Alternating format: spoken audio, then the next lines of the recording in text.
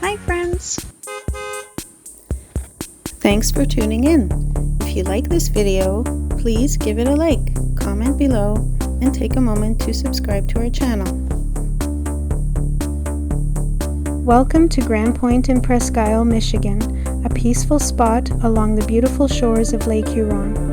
This area is known for its quiet landscapes, rocky shoreline, and views that seem to stretch forever across the water.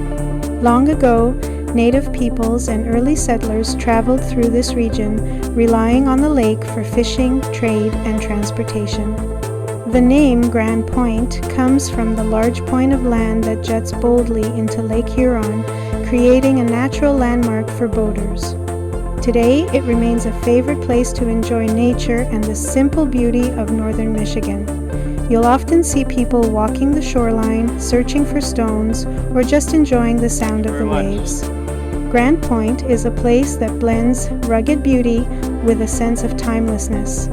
Whether you come here to relax, explore, or simply take in the view, Grand Pointe offers a true taste of Michigan's Great Lakes charm.